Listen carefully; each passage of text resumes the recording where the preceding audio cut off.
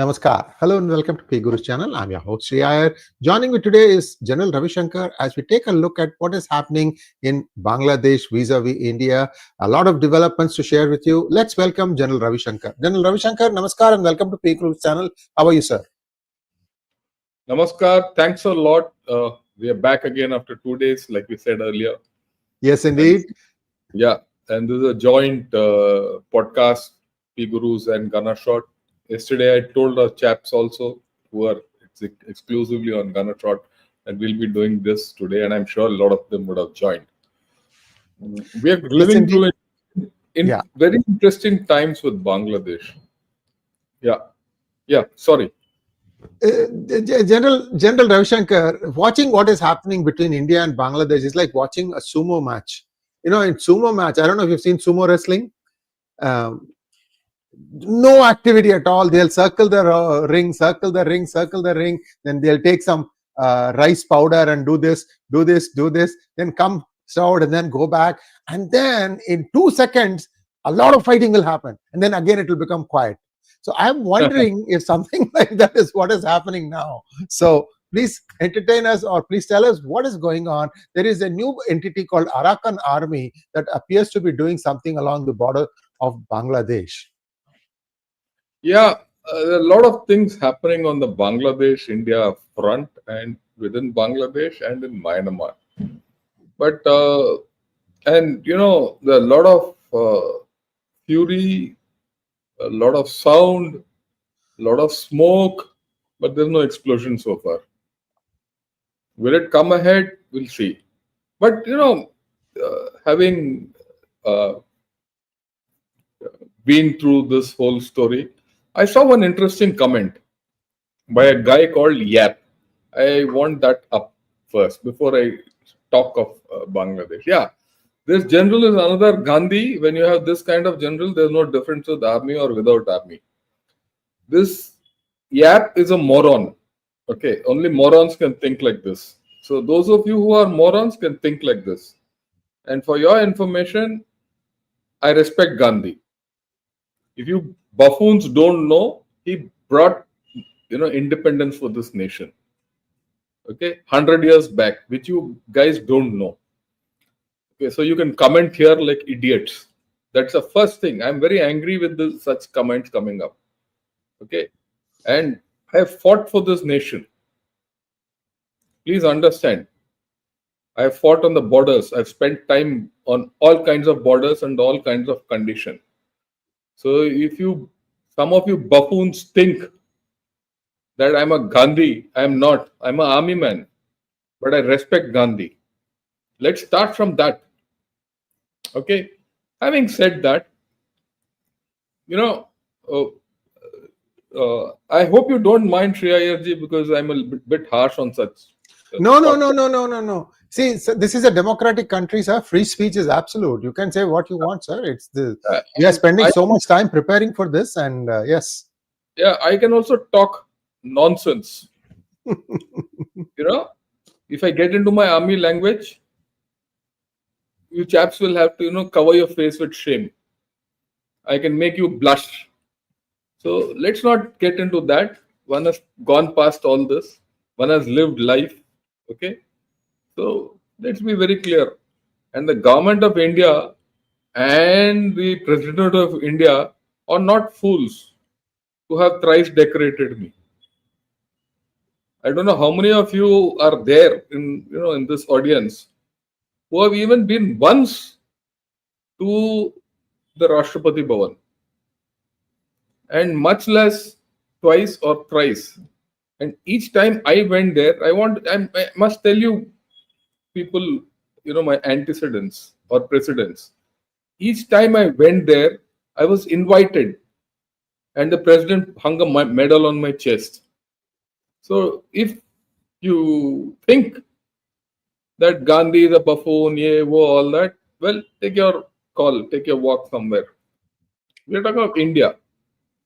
Okay, we are not talking of a party of this thing. So let's be very clear. Okay, now let's get to India and Bangladesh. What's happening? Let's talk of Bangladesh first. What's happening in Bangladesh? Right? Uh, First and foremost, we need to understand there is a there's someone in power, but there's a power vacuum out there. Okay, yeah, you have a government in power which is ineffective, right?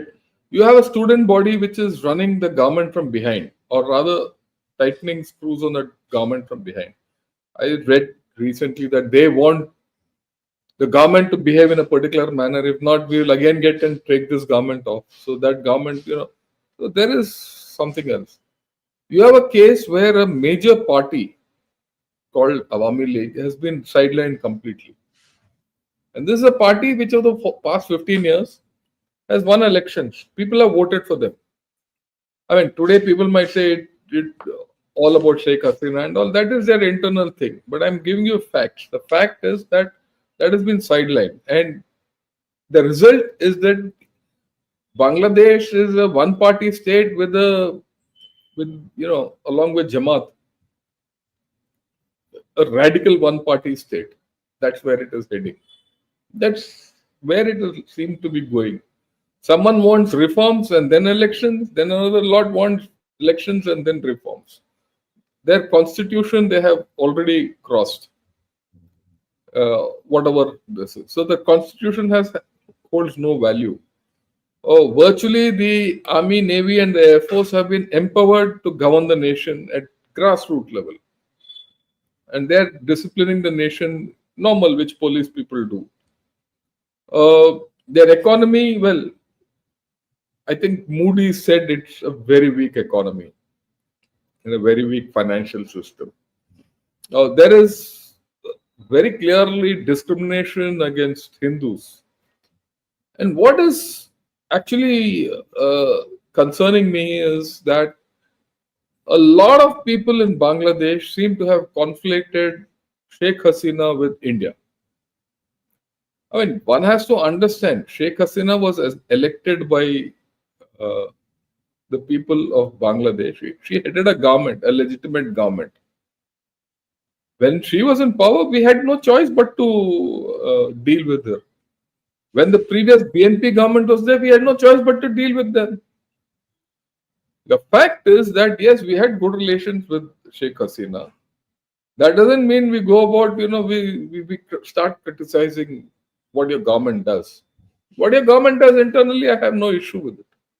But what your government does externally, whether it is illegitimate, legitimate or not, the government, I'm talking of the government of Bangladesh, this is definitely at this point of time not legitimate. Because it has been hoisted into power, through the street. And the street has crossed the constitutional thing. So there's a government which is not illegal almost. It's illegal. There's a constitution which has virtually been abrogated. It's virtual anarchy.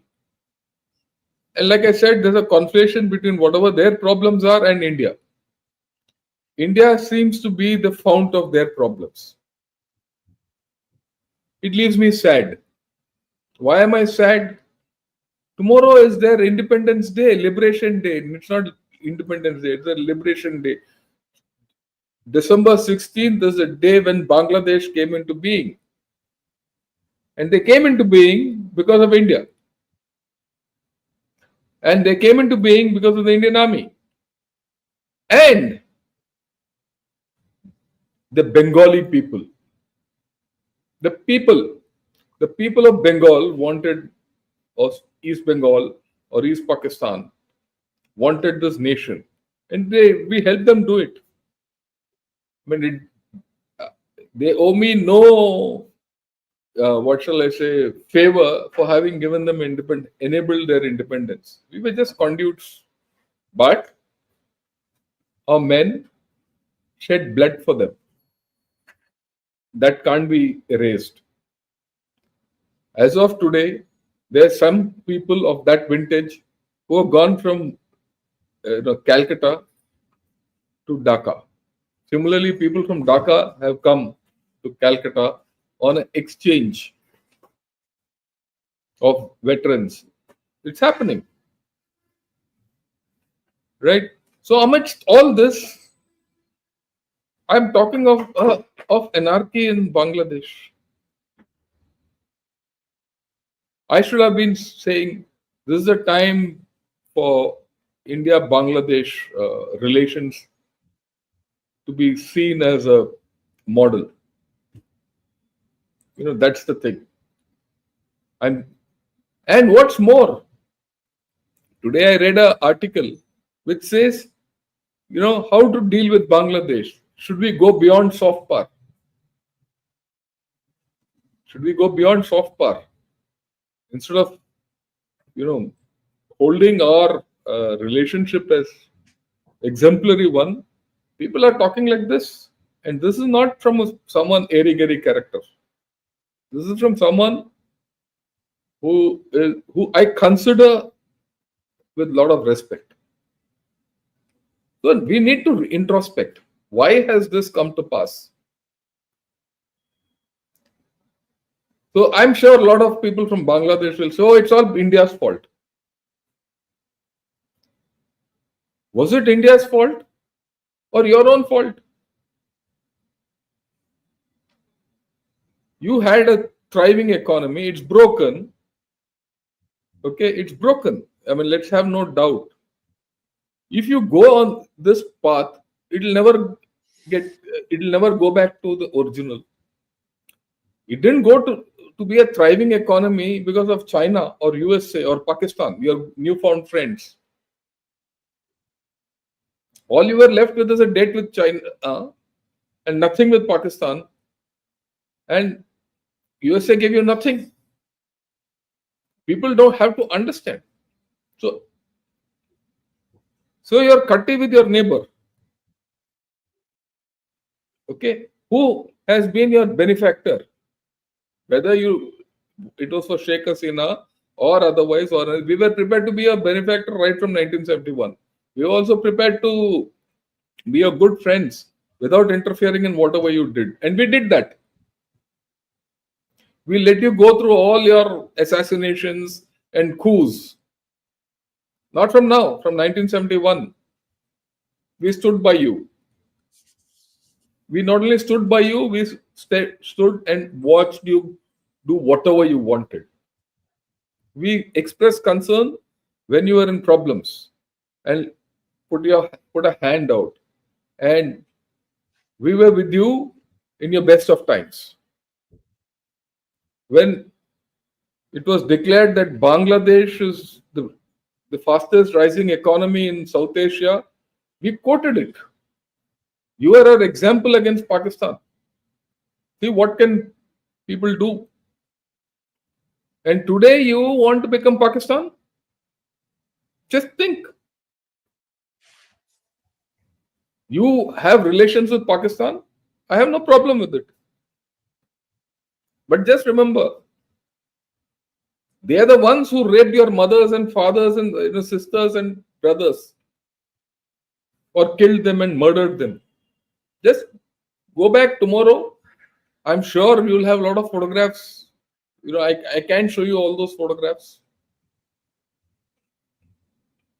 Right? Yeah, you can also, you brought down Bangabandhu's, statues and all. Yeah, why not? That's your choice. I could suggest to you, there's someone called the Butcher of Bangladesh. Put up his statues and pray for him because he's from Pakistan. Put a garland on him. What's more, you just think of your own state, introspect. Students today say this is the second, what shall I say, freedom struggle of Bangladesh. So we should be honored. The first freedom struggle and people who fought and died for it are out. They don't mean nothing to you. There is something fundamentally, I would say, whether it's wrong or right, there is fundamentally something which all Bangladeshis have to introspect.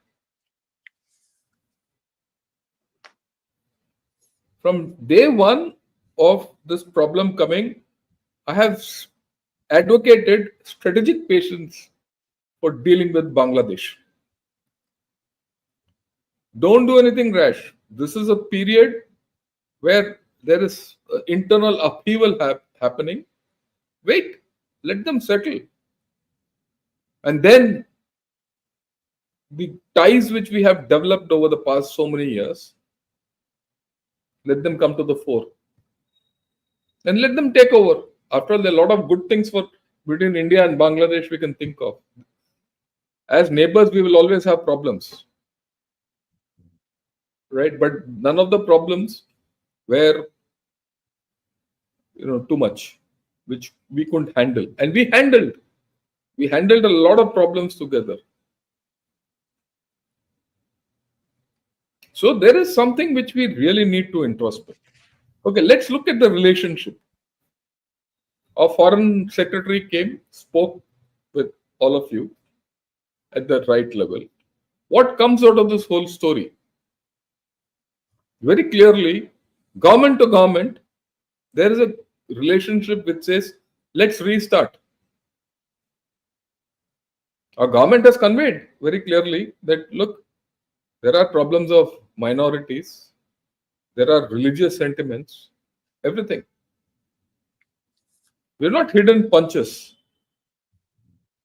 We told them, we told you. Our people have spoken. Just like you have spoken and you are quite voluble, so have people in India, they have spoken. You have to listen to what Indians speak. If you expect us to hear what you speak, it is a two-way affair. It's a dialogue, not a monologue, and it can't be in Bengali alone. Okay?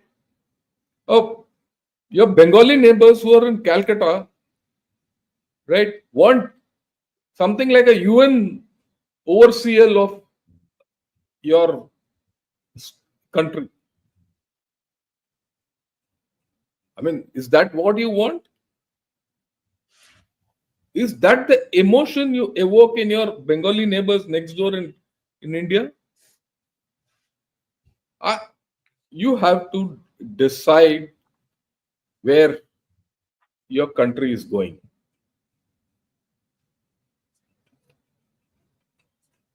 Every time we talk of something, you say, oh, Modi, BJP, RSS.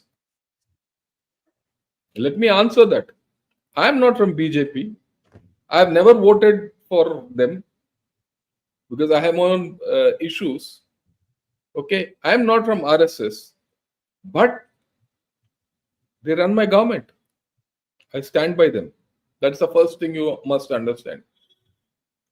Under them, India has fared well in the Committee of Nations. They have not harmed you. In fact, they have come to you.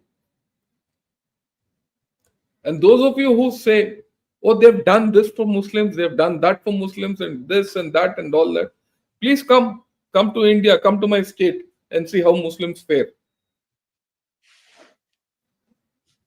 You come to other states. Yeah, there are problems for us with Muslims in certain states, but not everywhere. We've had presidents who are Muslims. We've had cricket captains who are Muslims. A great guy like Manzoor Ali Khan Pataudi, who shaped India's cricket. A person like Abdul Kalam. We've had people who we consider as our freedom fighters, like Maulana Abdul Kalam Azad. They brought freedom to us and they were Muslims and we are proud of them. We don't discriminate against them. Whatever is due to any Hindu, Christian, Buddhist, Sikh, anyone in India is also given to them without any discrimination.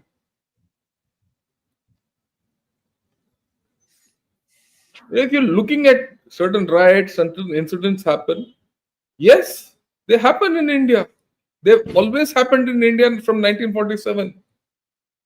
Communal rights have been a feature of India, and we live with it. But believe you me,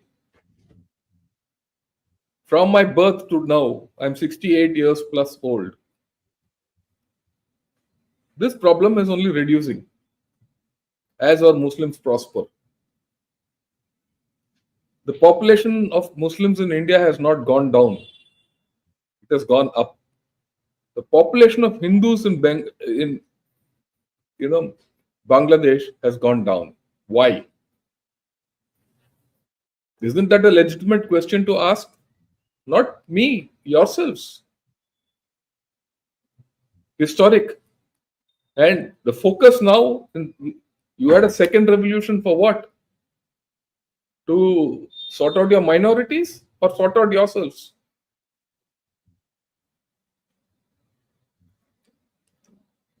By sorting out the Hindu people in your country, what have you achieved?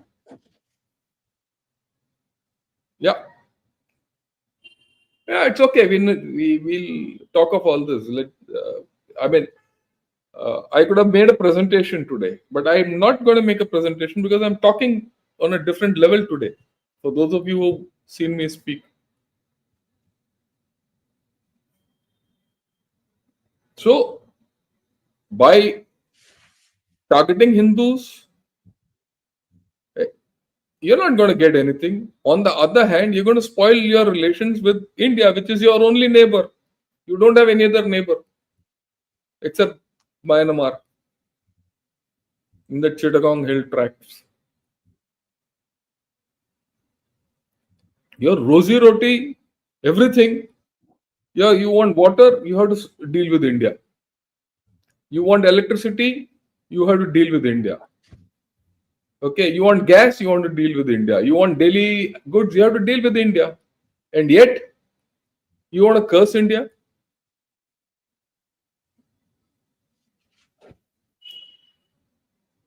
We've given you a lot of, we have not exploited you.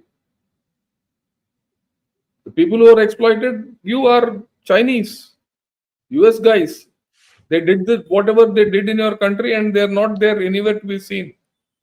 And last time we spoke, Mr. Sree Iyer said there's one chap called Haas, Peter Haas, who was their ambassador in your country. The day he left, moment your revolution happened, he ran away, resigned, came back as the CEO of a energy company to make money out of you. You talk of Adani, no problems. I have no respect for Adani. I'm telling you. I have my own issues with him, but then he's giving you electricity. Okay. You don't like him, don't throw him out. You think he's dependent on you? He'll find electricity. India is anyway wants more power. We'll take it from him. We'll look after himself. You find alternate sources of power. Carry on. You find alternate sources of power. You find alternate sources of CNG. You find alternate sources of your basic things for your textile industry.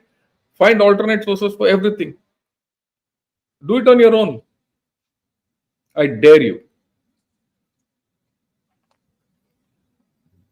So, I think Bangladesh has to rethink its strategy. I still feel that if Bangladesh wants to prosper, it needs India. If India needs to prosper, it needs Bangladesh. Okay? Sometime back, I did a program with Sree Iyer on this concept of Hindu Desh. Why did I do it? A lot of people in India who are as foolish as some of you there say we need Hindu Desh, ye, wo, all that. We did it so that it can't be done. Let people know we are talking nonsense. The best Bangladesh is one where Hindus and Muslims live well, help each other for growth.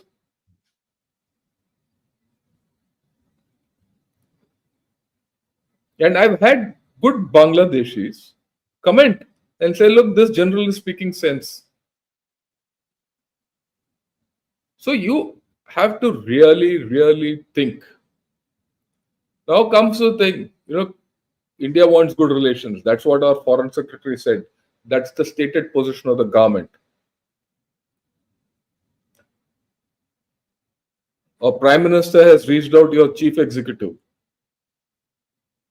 He's not going to reach out to every Bengali living there.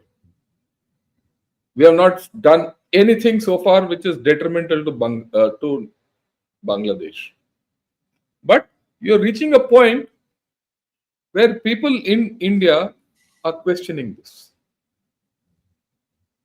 So I'll give a matrix out, just think. Like I said, government to government, there is goodness. Unfortunately, people to people was very strong once upon a time. Past 3 months, ever since your revolution, that's breaking. From your government to our people, the signals are not great. From our government to your people, the signals are still good. So you decide what you want. And we'll respond. You can't, you have to understand, just like you are people, millions of people whom we can't ignore, we are billion plus people whom you can't ignore. Let it not become a issue of the people of India versus the people of Bangladesh. That should be the worst day. It should become the people of India plus the people of Bangladesh. There are a lot of options people talk of. Hey, what I said, pani kaat do, bijli kaat do, ye kaat do, wo kaat do. But yeah, this is the worst thing India can do.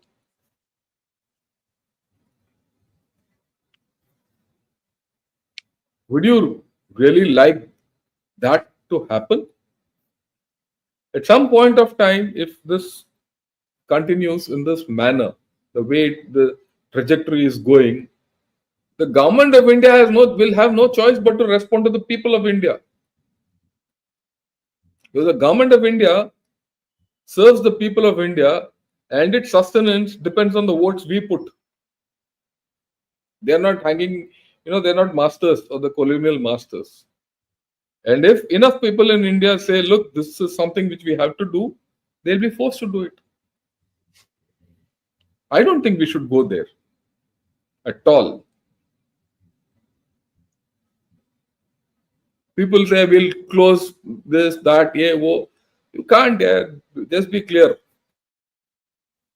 Some people quote China to us. Please understand, I would like to tell everyone, because don't stop using China as an alternative to India. Same China, 2020, they came to Eastern Ladakh. We waited, we kicked them. 4 years later, they've gone back. And I'm going to do a program 2-3 days later, how we are sorting out China. And we'll sort out China. They went back. In the history of modern China, this is the first time they have gone back by 15 kilometers in Depsang. The second time they went back was in 2020, when the first, ice was broken. They went back 9 kilometers. Before that, they went back at Doklam. We know how to handle China militarily. They can have all their missiles and all that. We exactly know where China is. Even USA couldn't do this. USA allowed China to occupy South China Sea and build islands there. We have not allowed them. In our case, they have had to break their own bricks, their bunkers, all their shelters, everything, and go back. You don't believe it? Go and ask Maxar. They will give you photos of this. Today, China is coming to us. Please start, flights, open your market so that Chinese goods can come and sell us. We are saying, wait, we are not interested.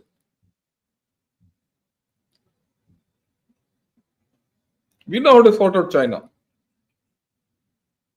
And we also know how to sort out Pakistan.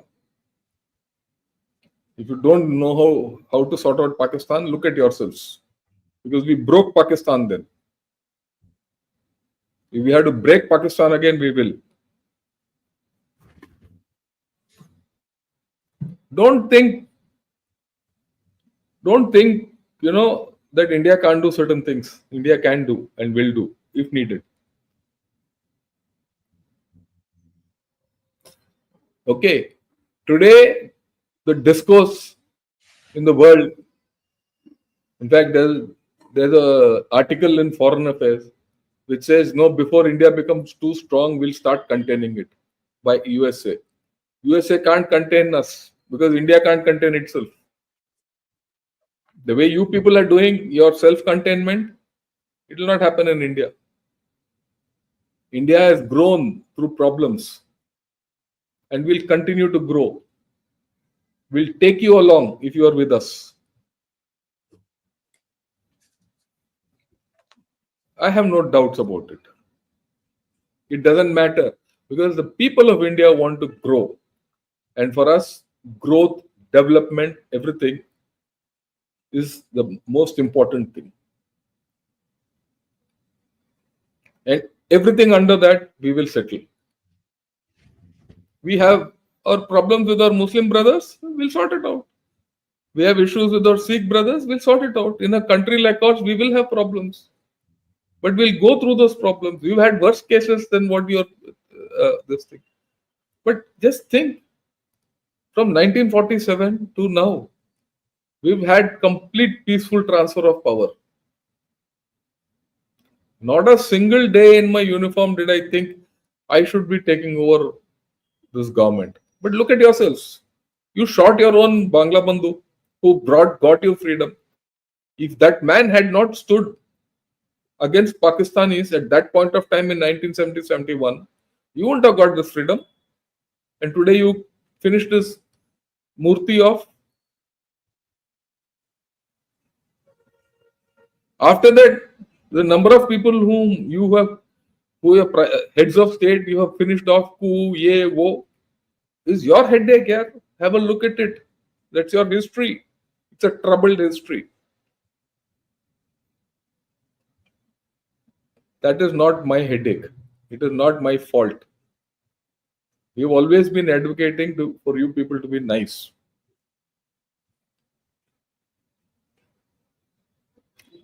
So we have to think where our relationship is going. It has to go in a positive direction. Positive for Bangladesh, positive for India. If there is any unbun between the two of us, who'll suffer? You think India will suffer? It won't. Whether you suffer or not, you take a call. But I'll give you a simile. Canada. What does Canada say? Canada says living with USA is like living with a bear. That cuddly bear can be very nice, the sweetest of bear. But it doesn't matter which way it turns, the person sleeping next to it gets crushed. Okay. That's the weight of India. That's the same relationship between the two of us. It would end up like that. So you will have problems with us. As much as we have problems with you. But isn't there a case for us to sit and talk and be nice with each other? I still maintain that India and Bangladesh need to be friends with each other, not because India will become big or small and all. India will grow without this thing. We've had 70 years, 75 years experience of a hostile Pakistan. Okay, and the first 25 years of that we had a hostile East Pakistan also. And from then to now, we've had a part hostile, part happy Bangladesh. We know how to live with hostility around. We can have, still will progress. We lived with a hostile Sri Lanka for good 30 years. Today, they have finished their hostility. They come back to us. Maldives also did something and they are also coming back to us. Of all people, Taliban want us. They outreach to us. They say, please, there's an envoy sitting there. One of their consuls is sitting in Bombay.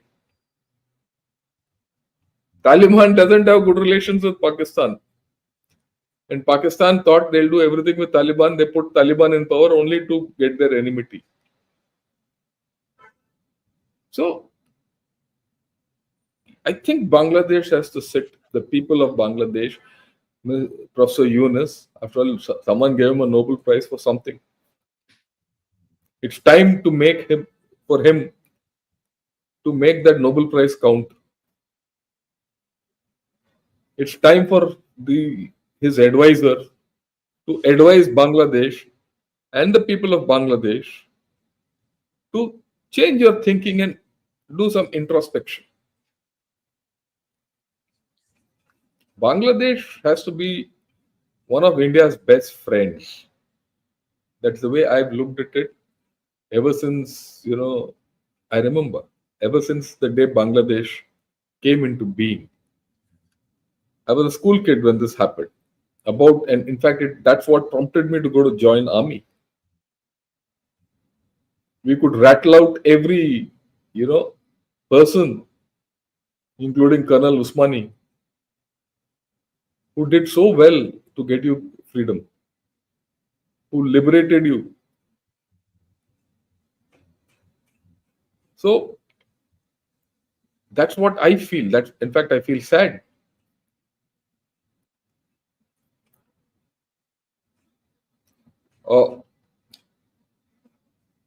I have nothing more to say. Your fate is in your hands for all Bangladeshis. What India does will be a reflection of your own actions. You want enmity with India? You'll get it. You want friendship with India? You'll get it. Friendship will be with love and affection. Enmity with India will also be with love and affection. Remember that. That's India. So we'll take on questions, Sree Iyer ji, unless you have some your questions or anything to discuss, I'll highlight it. Thank you so much, General Ravi Shankar. Just a thought for all the Bangladeshis who are listening in. You owe $6 billion to China. You think they are going to just let go of you? You can't pay a dime. You're owing at least $1 billion worth of back electricity bills to Adani. Yeah, you can go and hate him, but why should he running a dharamshala for you when you also want to hate him? He's a businessman. He has supplied you power. He needs to be paid. Where are you going to get the money for all these things? Another thing about what General Ravi Shankar said about Sri Lanka. At one point, 2-3 years ago, Sri Lanka had plumbed the depths. They kept changing their president to no avail because they had completely run their economy into the ground. Somebody told them that you should do organic farming, and they were importing a ship full of dung from China, and then they found that there was something wrong with it, that stink thing had to go back. And China got mad. They've given away their Hambantota port for a 99-year lease. Things went so bad that India is now guaranteeing IMF loan to Sri Lanka. In other words, it's a backstop. India has actually gone beyond and above what a good neighbor needs to do. General Ravi Shankar, I don't know if you remember this or not, India gave away 100,000 pressure cookers. That means you don't have money to even buy some simple necessities in life. That's how bad Sri Lanka had become. Now it is coming back on the path of recovery. Yeah, sometimes you'll have some China-leaning politicians. That is democracy for you. It's you get what you deserve. If you can't think through all these, in fact, Sri Lanka is a very literate nation. So I remember General Ravi Shankar. Sri Lankans used to always, look at Indians, especially when you come to US as a campus as a student, right? Suddenly you face this reality of the smaller nations around you, poking fun at you. I mean, the 80s India wasn't exactly, modern, but in the last 15, 20 years, every time I go to India, viewers, 3 months, 6 months, I see a lot of changes. Things are becoming better. What used to take 1 hour takes half an hour now. You can do 3 or 4 things in a day. That was my biggest thing in India. I cannot start and finish 3 things in a day in India. Now you can. And let me also put it across. Now that you said this, 2008, I went to USA. I was a brigadier those days. Did a course in the Naval Postgraduate School in Monterey. There were 2 Bangladeshi officers with me. And we interacted quite a bit. I really liked them. In fact, I've also taught Bangladeshi officers, military officers, when I was a captain. This was soon after the Liberation War. I liked these officers. And in the course, there were people from about 40 odd countries.